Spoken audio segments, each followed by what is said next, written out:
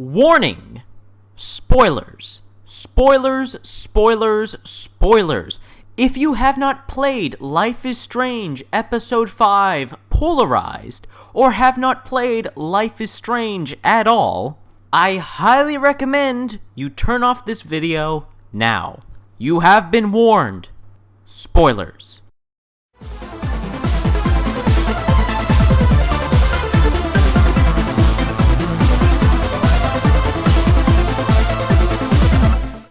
Hey! Hi, how you doing? This is the Gamertron and welcome back to the Gamertron Show. So Life is Strange has finally come to a close. We have all 5 episodes. I've got to say, before I get to the actual topic of the video about Life is Strange, I have to commend Dotnod, the developer of Life is Strange, for keeping me at the edge of my seat, for always keeping Life is Strange in the back of my mind, or in the front of my mind, throughout the entirety of the year of 2015. From the announcement trailer, to the first episode, to the final episode, these last many months have been emotional, stressful, and daunting. I can't tell you guys how much of an absolute pain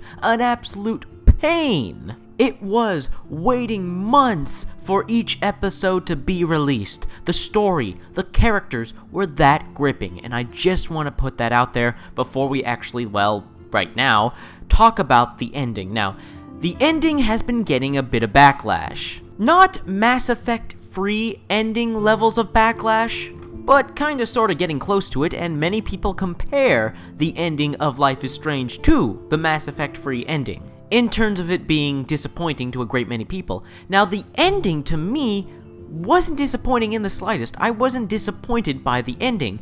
If anything, I thought it was an actually pretty good ending that did reflect my choices. Now, the biggest complaint for a lot of people, similar to the people who complained about the Mass Effect free ending, is that they feel like your choices didn't matter.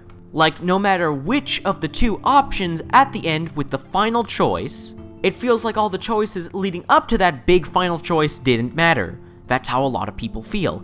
I don't feel that way, and let me explain why. But before I explain why, what are the actual final choices in the ending? Well, in the final scene where Max and Chloe are at the lighthouse, the tornado that has been foreshadowed since the very beginning of the series is finally here. And Max and Chloe have come to the realization that the tornado was caused by Max, her time traveling. Saving Chloe in episode 1, saving her from Nathan and the gun in the bathroom, created a butterfly effect which somehow caused this tornado. So Max has to make a choice.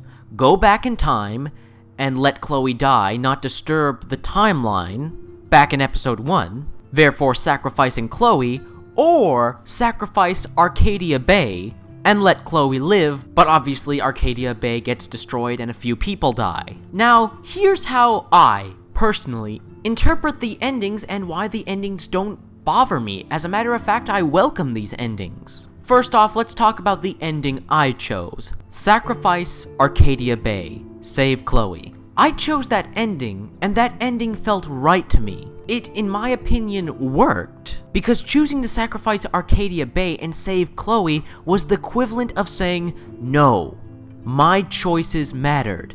All of this adventure I went on for the past 5 episodes mattered. It meant something. I saved Chloe from dying over and over again because she was worth it. I wasn't gonna let the past 5 episodes, this big, long, emotional adventure, and all the choices I made along that adventure, I wasn't gonna let them all just be a memory to Max. I wasn't gonna let this life experience and all these sacrifices just be a memory. Because if you choose to sacrifice Chloe and save Arcadia Bay, everything you have done up until that point throughout all the episodes, would have not happened. Of course, you would have learned some truths about Nathan and Mr. Jefferson and Victoria and all these other characters, and been able to do the right thing regarding those characters. Still, choosing to let Chloe die is the equivalent of Max making this all up in her head. Just a memory in her mind. And all that effort you went through saving Chloe from death over and over again,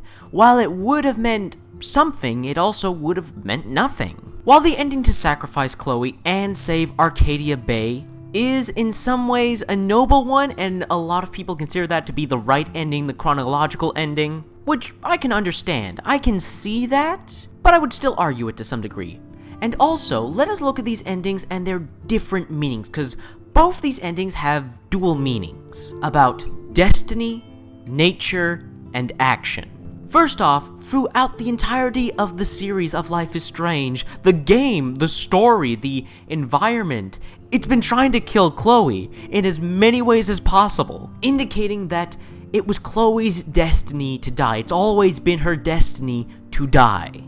Max defies destiny, and therefore screws up the timeline, screws up the world. Choosing to let Chloe die and not interfere is another way of saying let nature take its course. Like, what's the first thing Max does when she gets this power? She interrupts the natural flow of things, how things were supposedly supposed to be. Destiny, nature. Saving Chloe is taking action. Letting Chloe die is inaction, both with positive and negative consequences. And the sacrifice Arcadia Bay ending to me personally feels like the right ending for my Max, my story that I have built through Life is Strange. Because throughout Life is Strange, it's been about time, rewinding time, and defying destiny, changing your destiny to the way you want it to be. Choosing to save Chloe and sacrifice Arcadia Bay seems like the definitive way to defy destiny, to make your own life, your own luck. Time, the world, the universe, whatever is telling Max,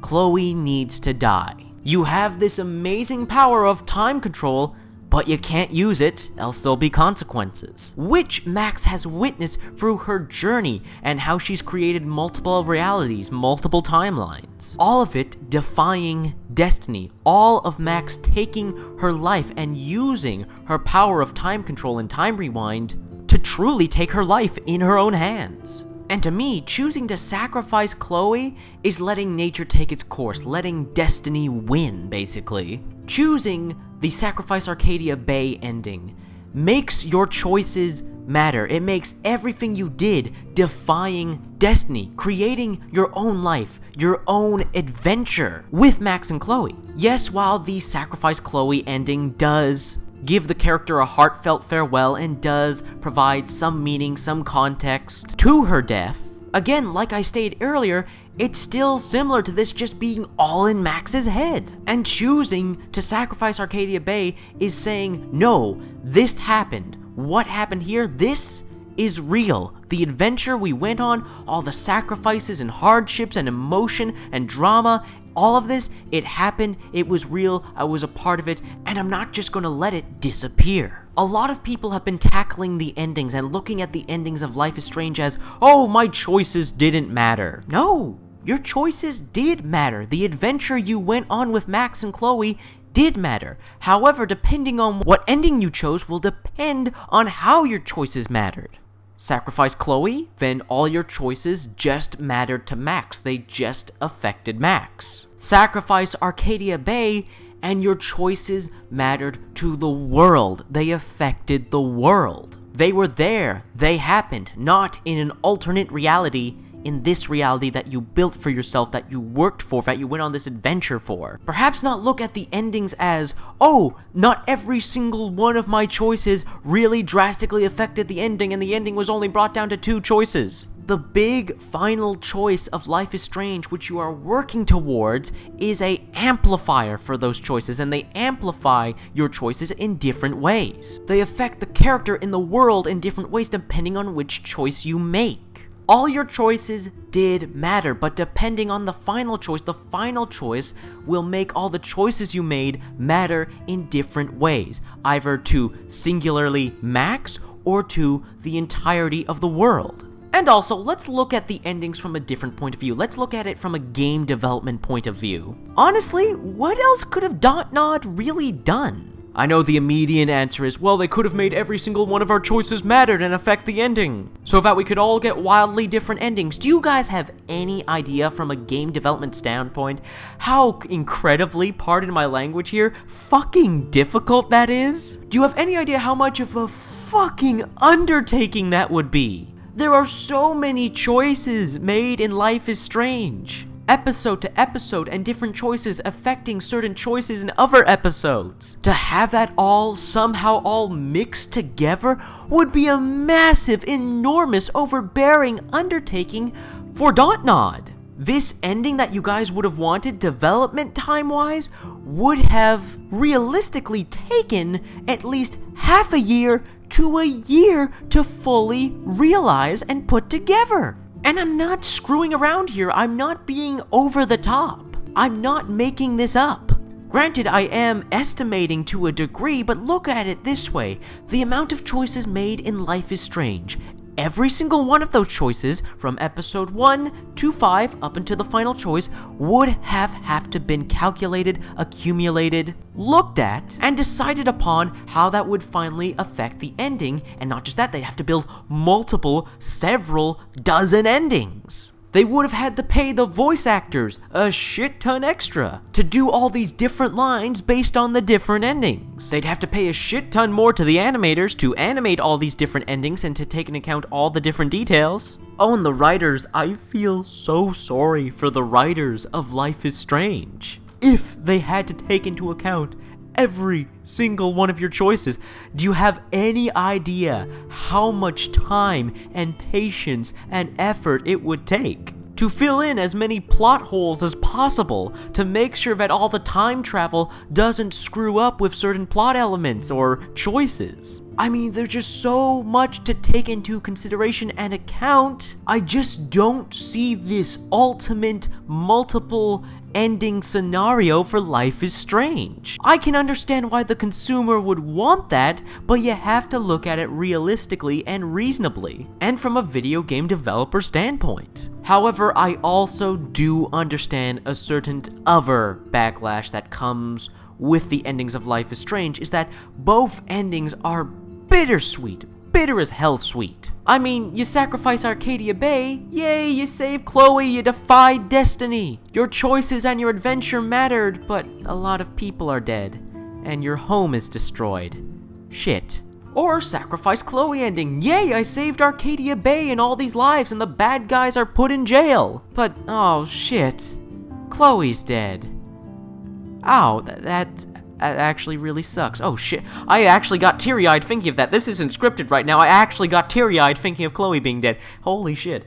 So I can understand the want, the need for the perfect ending where Chloe lives and Arcadia Bay is saved. I know there's a great many of you like, you want that ending. I'd be lying myself if I didn't say I wanted that ending, that I wish that was an option. That I could save everybody. That there could truly be a happily ever after. Because you guys are saying, oh, our choices didn't matter, we wanted an ending where all our choices matter. Nah, you wanted that perfect ending. You wanted that 100% everybody's saved, everybody's alive ending. But hey, that's life. And life is strange, pardon the pun. It doesn't always have happy endings, you and I know this very well. But hey, Life is Strange, the video game, as a whole, episodes 1 through 5, despite the endings and your opinion on them, this was an incredible story with incredible characters. This was an incredible video game, an amazing, fantastic video game. I loved it. I loved my journey through this game. I loved the characters I got to meet. I loved the story and the choices I was able to make, the path I was able to forge in Life is Strange. This is a game that's going to stay with me for a long time, that's going to be a part of me. A game I will always look back to and think about and play over and over again. I love this game, and I know a great many of you feel the same way. So, despite the endings of Life is Strange, this has been a great experience, a great adventure, a great video game, and I'm so happy to have been a part of it, and I can't wait to see what Dontnod Entertainment does next, and if Life is Strange will get a sequel. Anyways guys, this has been a video. If you liked the video in any way, shape, or form, please hit the like button. Hitting the like button helps you, helps me, helps everybody involved with the video if you hit the like button. Please leave a comment. What are your thoughts, feelings, and opinions on this video and the endings of Life is Strange and Life is Strange as a whole? Let me know your thoughts, feelings, and opinions in the comment section below. I love reading comments. I don't get nearly enough comments. Please leave a comment. And finally, I'm the Gamertron. I love video games and I love talking about video games, and if that's something that interests you, maybe consider supporting my channel by subscribing to me. Anyways guys, this has been a video, and I will see you guys later.